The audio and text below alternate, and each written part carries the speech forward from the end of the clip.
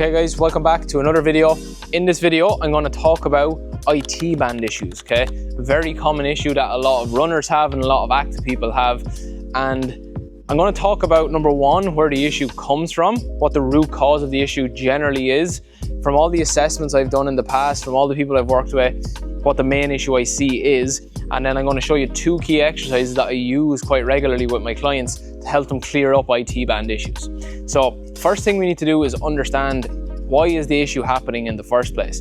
And one of the main reasons why I see IT band issues occur is because of an inability to be able to load into our hip, okay, and access this backspace in our hip here.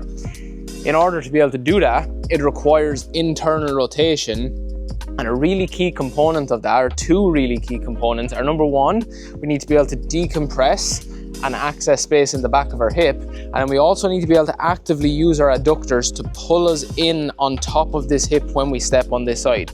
So one of the main compensations I see that generally results in IT band issues when people are walking is they'll step forward, but because they can't load onto their hip in the ways I've just explained, what they end up doing instead is they shoot their hip out to the side, and then they step and they shoot their hip out to the side.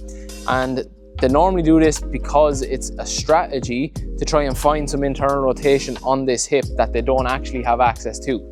And as you can see, if I walk like this and I allow my hips to shoot out to the side, I get this jarring of my hip, and it puts a lot of tension and pressure into this lateral hip here, right into the top part of this IT band. And that can manifest itself with issues here at the top part, and it can also lead to some issues at the knee, because what happens on the lower part of the IT band, if I throw my hip to the side, it puts length here, and the knee normally stays in this position or collapses inwards, so we get a lot of tension and stress here. So now that we understand that issue, there's two key exercises that you can do to start fixing it, okay? First exercise is going to teach our hip to start to decompress, to start to load into this backspace and start moving ourselves into those positions that we want to access in walking and running, where we load in and we push ourselves out. So all you're going to need is a wall or some kind of support for this, just to take the balance, okay? And then if you come around to the back here, what I'm basically going to be doing is I'm going to be taking my working leg, I'm going to float my heel just a little bit off the floor so I'm on my forefoot. My opposite leg, my non-working leg, I'm going to hook it on the back of my knee here, and what I'm going to do is just use this non-working leg as a tracer, we call it. So I'm going to reach down along my leg as I turn into this side. So I sit back into my hip, and then I'm going to push through the floor here, okay?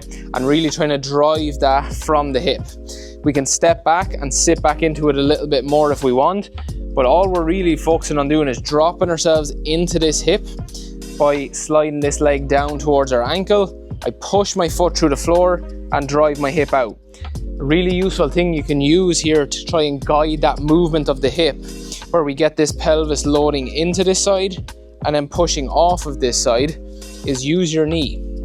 So as I load down, I want to get my knee to point to the right. In this case, I'm going to push through the floor and I'm going to open my knee out. So that's getting my pelvis turning in and turning off, okay? So show you on the opposite side, a couple of reps so we can step back, can sit into it, turning my head, align it over that foot, drive through the floor, okay? And you're going to stay in the tension here, trying to find it in the hip, push through the hip, load the hip, push through the hip. You can progress this then, once you've started to nail that and start to decompress and open a bit of space back here, we can step back a little bit. We can continue working here with a little bit more hip flexion, or we can start to reach this leg back as we gain control and really load down, open this tissue, drive through the floor and open out, okay? And just really prise and open that space in the back. So that's our first, is to decompress the back. Step number two is to start to get our adductors working to actively pull us into that side, because that's what we need to happen when we walk and run. When we take the step, I need my adductor to pull me in to that space, and then I can push off and it pulls me into the other space. So all you're going to need is a band. You can also use a cable machine for this, but a band works quite well in the beginning. What we're going to do is step back, and if I'm going to roll the band with my right hand here, my right foot is going to be in front. And this exercise, there's a really key point that is going to make or break this for you, okay? And that is, we want to actively use this foot, push through the floor and pull ourselves back into the hip, okay? So with the band, all I'm going to be doing is rowing the band and reaching my opposite hand, and I just alternate in and out of this position. If we want to turn this really into a hip exercise, what we need to do is, as I row, I need to also push this foot through the floor. So we want to integrate the floor, our lower body and our foot with the row, okay? This is starting to give us those mechanics, those biomechanics that we need when we walk and run. So as I row the band, I'm also pulling my hip back into the socket here by pushing through the floor, okay? And then I'm using the band, I'm gonna let it pull me out, so see my pelvis turns off, push the foot through the floor, row the band.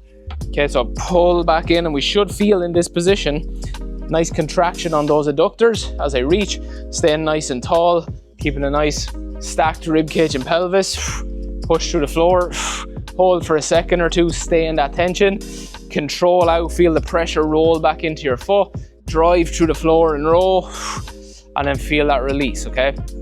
So a really important aspect, if we want to get those hip benefits and that internal rotation benefit, is we need to pull back. The hip pulls back into the socket as I reach. Okay, and we're just working in and out of here. Nice and tall, hip pulls back. Okay, a really easy cue, or a useful cue, can be to think of your pelvis on this side, so the pointy bone on your pelvis on this non-working side. As I row the band, I'm trying to get that to come around and close off and get closer to this leg here, okay? And those two exercises are a really, really powerful place to start progressing your ability on, to start improving this hip jutting out to the side when we walk and run, and take that pressure off the IT band. It's going to restore the stability, the range of motion we need to get into the back of our hip, and it's also going to give us that activity in our adductors that so many people are lacking to pull us into that side, okay? So give those two exercises a go, incorporate them in your training 3 to 4 times a week. You can work for 3 to 4 sets, 10 to 12 reps, pretty standard, but stay consistent. That's the most important, okay? Stay active and really look at how you can work to integrate that hip into the movements and really maximize the gains in that area, because that's the area we need to clean up, okay? Okay guys, so that's it for this one, for IT band issues. Stay consistent with these exercises and let me know in the comments below, what would you like to see next? What other issues are you struggling with that you just can't seem to resolve? And let's get into the biomechanics of it, and let's show you how to really get to the root cause of your issues. But that's it for this one guys, I'll catch you in the next video.